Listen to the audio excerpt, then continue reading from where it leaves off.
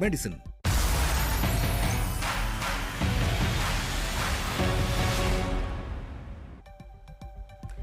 नमस्कार, आप देख रहे हैं हल्ला बोल। आपके साथ मैं हूं अंजना ओम कश्यप। कुछ ही लम्हों में बस बीजेपी जारी करेगी अपनी घोषणा पत्र। इस वक्त गृह मंत्री अमित शाह वहां पर मौजूद हैं, वही घोषणा पत्र जारी करेंगे। आइए आपको सीधे लिए चलते हैं। दिलीप घोष बोल रहे हैं। वरिष्ठ सांसदদের মধ্যে সম্মানীয় এখন প্রাক্তন সারণী স্বপনদা আর আমাদের বরিষ্ঠ প্রাক্তন সাংসদ দিনেশ জি, আমাদের বরিষ্ঠ নেতা মাননীয় মুকুলদা, অন্যান্য সাংসদদের মধ্যে निशित प्रामाणिक, रॉकेट चैटर्जी, हमारे जरा सहयोगी बीजेपी अध्यक्ष बंगाल के इस वक्त वहां पर मंच पर मौजूद सभी लोगों का स्वागत करते हुए, लेकिन कुछ ही देर में घोषणा पत्र जारी करने वाली है भारतीय जनता पार्टी।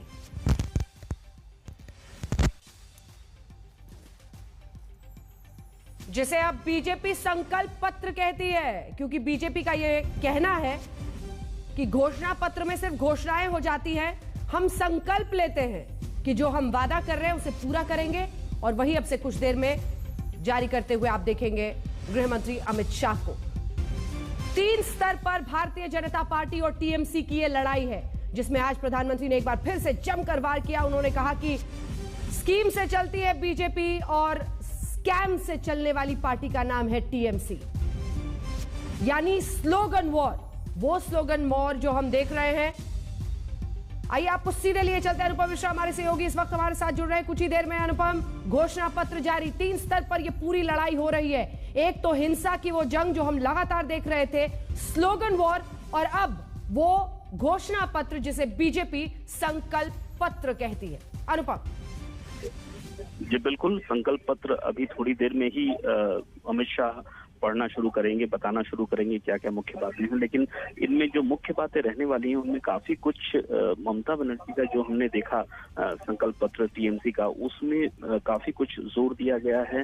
घर घर राशन और इसके अलावा जो न्यूनतम आय की घोषणा की गई थी, और उसमें एक खास बात थी कि ओबीसी के तहत कुछ जातियों को रखा गया था। तो यहाँ पर भी जो हमारे पास सूचना है कि कुछ जातियों को ओबीसी के तहत आरक्षण देने की बात आ सकती है। इसके अलावा बीजेपी के संकल्प पत्र में जो राजनीतिक हत्याएं हुई हैं उनके परिजनों को किसी तरह का मुआवजा या कुछ भी उनके लिए कोई योजना लाने की बात भी हो सकती है। साथ ही 1 करोड़ लोगों को अगले 5 साल में रोजगार देने की बात आ सकती है। किसानों के प्रति भी काफी कुछ इसमें दिया जा सकता है, जैसा कि सूचना आ रही है।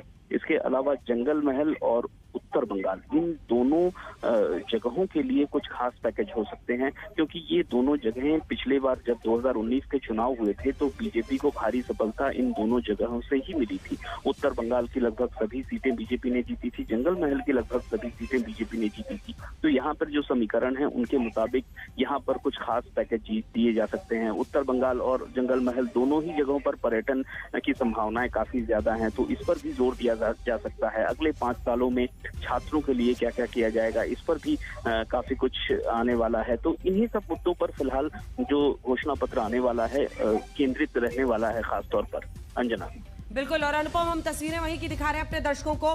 कुल मिलाकर उत्तर बंगाल और जंगल महल में जिस तरह की सफलता भारतीय जनता पार्टी को मिली है, उसके मद्देनजर घोषणाएं ऐसी हो सकती हैं जो इन इलाकों को फिर से टारगेट करे। रोजगार से लेकर किसानों के मुद्दे पर बहुत कुछ संकल्प पत्र के जरिए बीजेपी वादा कर सकती है, और इसे जारी करेंगे खुद अमित शाह। याद करिए, पिछले लगभग 2 से 3 वर्षों से जिस तरह की उनकी सक्रियता पश्चिम बंगाल में रही है, और जो उन्होंने हमेशा कहा है कि बीजेपी का सपना बंगाल और केरल तक पहुंचे बिना नहीं पूरा होगा।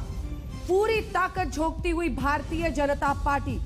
दिलीप घोष, मंच पर जो तमाम नेता मौजूद हैं इस वक्त, अनुपम, अगर एक बार उनको हम डालें, क्योंकि अब तो पलायन का, जिसे कहा जाता है कि मास पलायन, मास माइग्रेशन जो टीएमसी में से हुआ है, कई ऐसे नेता दिख रहे हैं वहां पर मंच पर। अनुपम बिल्कुल अंजना, मुकुल रॉय हमें सबसे आगे दिख रहे हैं सामने। इसके अलावा निशीथ प्रामाणिक हैं, दिनेश त्रिवेदी भी यहाँ पहुंचे हुए हैं। तो 3 बड़े नेता जो इस वक्त बीजेपी में आए हैं टीएमसी छोड़कर। अर्जुन सिंह भी यहाँ आए हुए थे, हालांकि मंच पर नहीं है, लेकिन थोड़ी देर पहले तक अर्जुन सिंह भी यहाँ मौजूद थे। तो ये 4 नेता जो बीजेपी में आए टीएमसी छोड़कर और बड़े कद्दावर नेता हैं, यहाँ पर मौजूद हैं। और सबसे बड़ी बात है कि इस घोषणा पत्र को लागू करने से पहले बीजेपी ने 294 जो विधानसभा क्षेत्र हैं वहां पर रथ दौड़ाया, और रथ में जो भी वहां के स्थानीय लोग हैं उनको मौका दिया गया कि वो इस रथ के जरिए अपने सुझाव उसमें दें। तो इन सारे सुझावों को लेकर ये घोषणा पत्र तैयार किया गया। सिर्फ यही नहीं, ऑनलाइन भी बीजेपी की ओर से मौका दिया गया था कि जो भी लोग हैं, आम जनता है वो बंगाल की, वो अपने सुझाव दे किस तरह का घोषणा पत्र होना चाहिए। तो इन सारी बातों को मिलाकर इसके साथ जो यहाँ पर मंच पर मौजूद लोग हैं, चाहे वो लॉकेट चटर्जी हो, मुकुल रॉय हो, इन सबसे परामर्श किया गया है। और जो स्थानीय स्तर के नेता हैं उनसे भी परामर्श करके इस वक्त